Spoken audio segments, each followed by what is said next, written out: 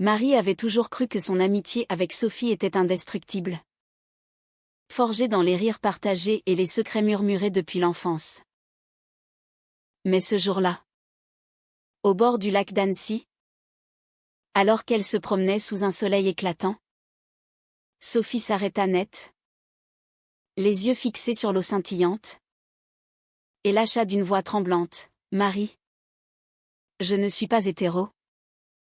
Je t'aime depuis des années. » Le monde de Marie bascula en un instant, son cœur se serrant comme si une vague glacée l'avait submergée. Réalisant que cette confession non seulement brisait leur amitié platonique mais ouvrait la porte à un tourbillon de doutes et de peurs qu'elle n'avait jamais anticipé.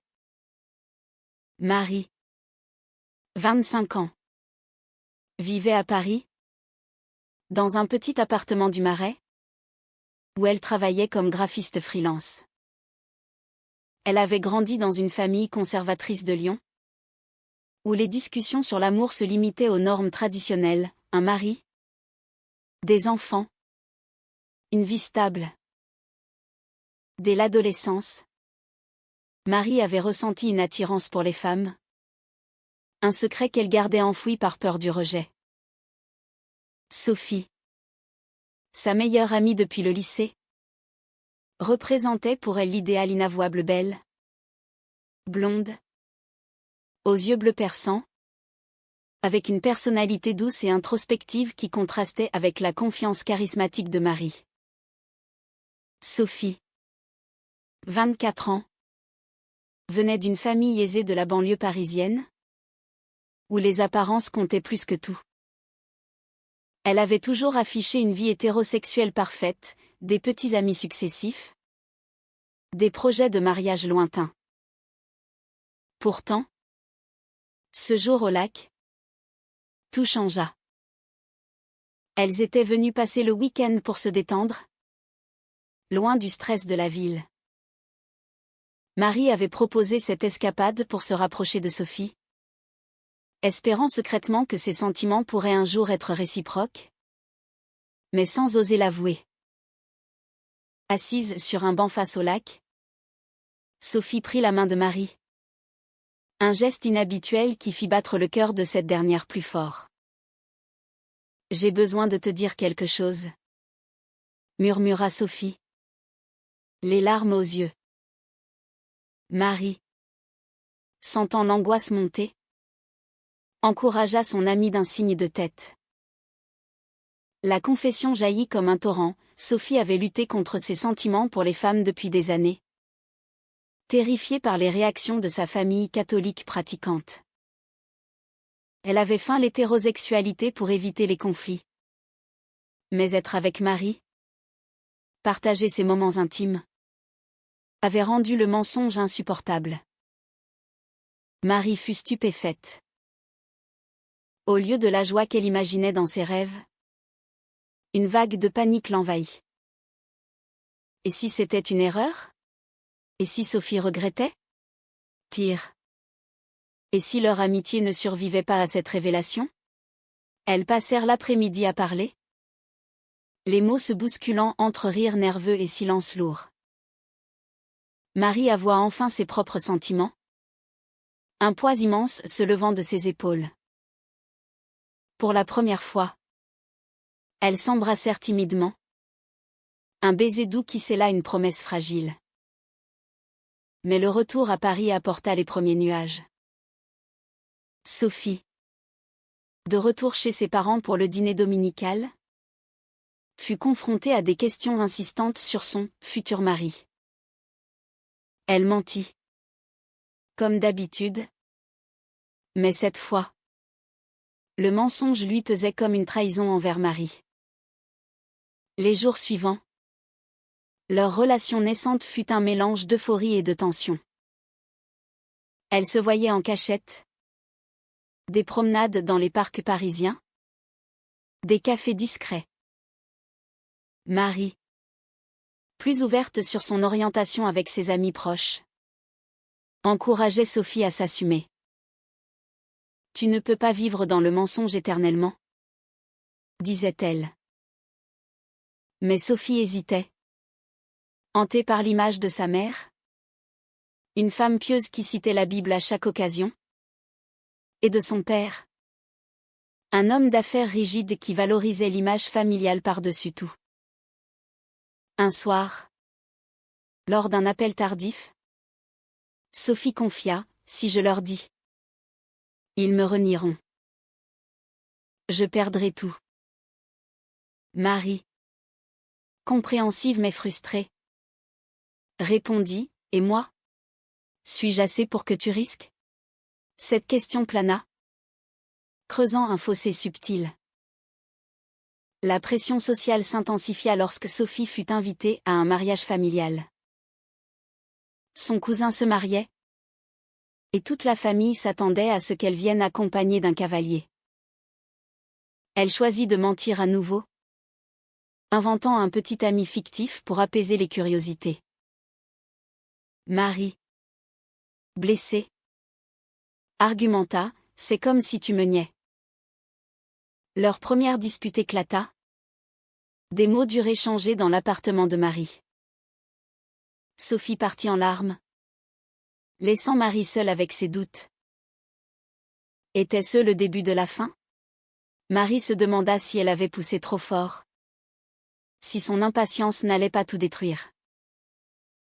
Elle passa la nuit à réfléchir, pesant le prix de l'amour contre la sécurité. Le lendemain, Sophie revint, apologétique. Elles se réconcilièrent, promettant de prendre leur temps. Mais les conflits intérieurs de Sophie grandissaient. Elle commença à consulter un thérapeute en secret, explorant ses sentiments et les racines de sa peur. Marie, de son côté, affrontait ses propres démons, son travail freelance instable, la solitude de Paris, et la crainte que Sophie ne choisisse finalement la facilité. Leur relation devint un ballet précaire, fait de moments volés et de promesses chuchotées. Pourtant, un événement inattendu allait tout compliquer davantage. Sophie reçut un appel de sa mère un après-midi pluvieux. « Ma chérie, ton père et moi voulons te présenter quelqu'un. Un jeune homme charmant, fils d'un collègue. » Sophie pâlit, sentant le piège se refermer. Elle refusa poliment. Mais sa mère insista, « Tu n'es plus toute jeune. Il est temps de penser à l'avenir. » Ce soir-là, chez Marie, Sophie raconta l'incident, les larmes coulant sur ses joues. Marie, furieuse contre cette ingérence, proposa, « Dis-leur la vérité. Je serai là pour te soutenir. » Mais Sophie secoua la tête, « Tu ne comprends pas. Ma famille. C'est tout pour moi. Sans eux, je suis perdue. » Cette divergence marqua le début d'une phase plus tendue. Marie, sentant Sophie s'éloigner, commença à douter de la sincérité de ses sentiments. Était-ce de l'amour ou une simple phase? Elle confia ses peurs à une amie lesbienne, qui l'avertit, « Les closeted, c'est compliqué. Prépare-toi à souffrir. » Sophie, de son côté, luttait contre une culpabilité croissante. Chaque mensonge à sa famille la rongeait. Mais l'idée de les décevoir la paralysait. Elle annula plusieurs rendez-vous avec Marie, prétextant du travail. Mais en réalité, elle passait des soirées seule à réfléchir. Un week-end, Marie décida de forcer le destin. Elle invita Sophie à une soirée LGBT dans un bar du Marais, un lieu où elle pourrait être elle-même. Sophie accepta à contre-cœur. La soirée fut magique au début, musique, rire. Des couples comme elle partout. Sophie se détendit, dansant avec Marie sous les lumières colorées. Mais soudain, Elle repéra une connaissance de sa famille dans la foule. Paniquée, elle s'enfuit, laissant Marie confuse et blessée. Dehors, sous la pluie, Sophie expliqua, si elle raconte, c'est fini. Marie, les yeux emplis de larmes, répliqua, et nous? Quand est-ce que nous comptons? Cette fuite déclencha une crise.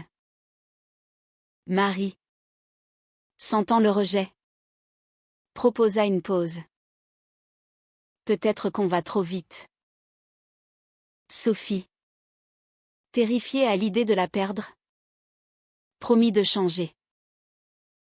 Elle commença à distancer sa famille, ignorant les appels, prétextant des voyages. Mais cela ne fit qu'augmenter la pression. Son père, inquiet, débarqua un jour à son appartement. Qu'est-ce qui se passe? Sophie, tu nous évites. Elle mentit encore, mais son père sentit le malaise. Si c'est à cause d'un garçon, dis-le nous. Nous voulons ton bonheur. Ces mots la hantèrent, soulignant le gouffre entre son monde et celui de Marie. Marie, pendant ce temps, affrontait ses propres défis familiaux.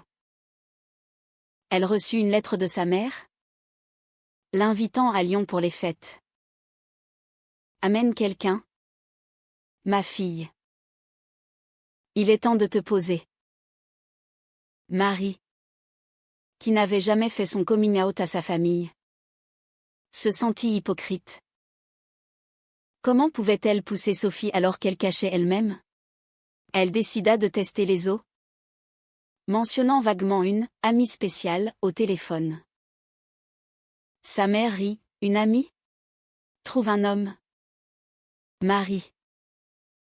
Les amitiés ne durent pas. Cette réponse la blessa profondément, renforçant sa détermination mais aussi sa compréhension pour Sophie. Leur relation oscilla entre passion et conflit. Un soir, après une dispute sur l'avenir, Sophie lâcha, « Peut-être que je devrais essayer avec un homme. Pour être sûre. » Marie, choquée, sentit une trahison profonde. C'est ça? Ton amour? Une expérience? Elles se séparèrent en colère, chacune ruminant de son côté. Sophie, seule, contacta un ex-petit ami, acceptant un dîner pour clarifier ses sentiments. Marie l'apprit par hasard, via un message mal effacé.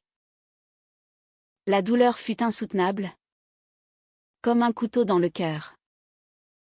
Elle confronta Sophie, « Tu me trahis pour plaire à ta famille? » Sophie, en larmes, avoua sa confusion. J'ai peur. Marie, peur de tout perdre. Elles passèrent la nuit à parler, dénouant les nœuds de leur peur. Sophie annula le dîner, choisissant Marie. Mais le mal était fait, la confiance était ébranlée. Marie se demanda si elle pouvait pardonner. Si l'amour valait cette souffrance constante. Les semaines suivantes furent un test, des thérapies communes, des discussions honnêtes. Pourtant, un nouveau choc approchait, menaçant de tout balayer. La mère de Sophie découvrit des messages sur son téléphone, laissés par inadvertance. Qui est cette Marie? Pourquoi tant de cœur? Demanda-t-elle lors d'un déjeuner surprise. Sophie, prise au dépourvu, balbutia une excuse, juste une amie proche. Mais sa mère, suspicieuse, insista. Ce soir-là, Sophie raconta à Marie. Paniquée. Elle sait quelque chose. Je le sens. Marie, épuisée par les secrets, proposa, dis-lui. Libère-toi. Sophie refusa, craignant l'explosion. Les jours suivants, la tension familiale monta. Le père de Sophie organisa un dîner avec le fameux « jeune homme charmant », ignorant ses refus. Sophie, coincée, accepta pour apaiser. Elle informa Marie, qui explosa, « Tu vas à un blind date ? Après tout ça ?» Sophie plaida, « C'est juste pour la forme. Je ne ferai rien. » Mais Marie vit rouge, c'est une trahison. Choisis, eux ou moi. Sophie partit en pleurs, laissant Marie seule avec sa rage. Le dîner fut un désastre pour Sophie. Le jeune homme, sympathique, représentait tout ce que sa famille voulait. Mais elle ne ressentait rien, seulement du dégoût pour ce mensonge. Rentrée chez elle, elle appela Marie. En larmes, « Je ne peux pas continuer comme ça. » Elles se réconcilièrent, mais le fossé s'élargissait. Marie commença à fréquenter d'autres cercles LGBT, cherchant du soutien. Elle rencontra une femme, Élise, ouverte et assumée, qui la fit douter, et si Sophie n'était pas prête ? Sophie, sentant Marie s'éloigner, prit une décision drastique. Elle confia à sa sœur aînée, plus libérale. Je suis lesbienne, et j'aime Marie. Sa sœur, choquée mais supportive, promit de l'aider. Encouragée, Sophie planifia de le dire à ses parents. Mais avant, un malentendu éclata. Marie, jalouse d'un message ambigu, accusa Sophie de voir quelqu'un d'autre. « Tu mens encore » hurla-t-elle. Sophie, blessée, rétorqua, « Tu ne me fais pas confiance. » La dispute culmina en une séparation temporaire. Sophie rentra chez ses parents, cherchant du réconfort sans avouer. Marie, de son côté, confia à sa propre famille lors d'une visite à Lyon. « Maman, je suis gay. » La réaction fut glaciale, « C'est une phase. Pense à nous. » À la honte. Marie, dévastée, rentra à Paris, réalisant le prix de l'honnêteté.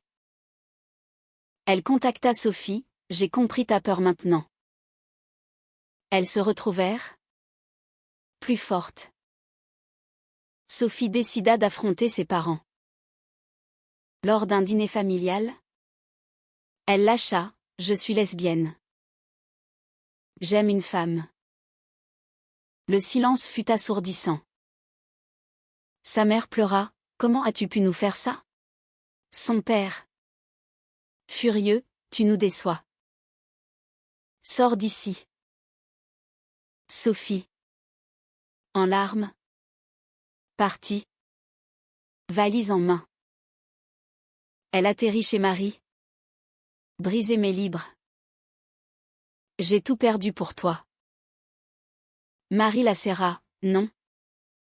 Tu as gagné ta vie. » Mais la liberté avait un prix.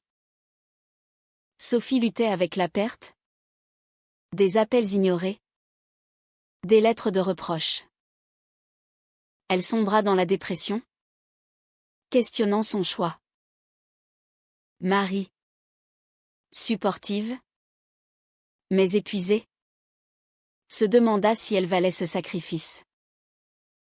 Un jour, Sophie reçut un message de sa mère, « Reviens ?» Mais sans elle. Tentée, elle hésita. créant une nouvelle fissure. La tentation de Sophie grandit. Vivre chez Marie était intense. Mais le vide familial la rongeait.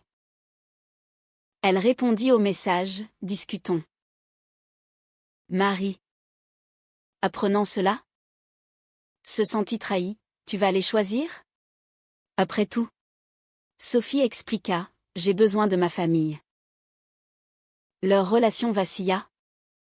Des nuits blanches de disputes. Sophie rencontra sa mère en secret, qui plaida, « C'est contre nature. Pense à ton âme. » Sophie, déchirée, rentra confuse. Marie, sentant la fin approcher, prit distance. Elle accepta un rendez-vous avec Élise pour tester. Le soir fut agréable, mais guilt la submergea. Sophie la prit. Furieuse, « Tu me reproches mes mensonges ? Et toi ? » La confrontation fut violente. Des accusations volantes. Peut-être qu'on n'est pas faites l'une pour l'autre. Lâche à Marie.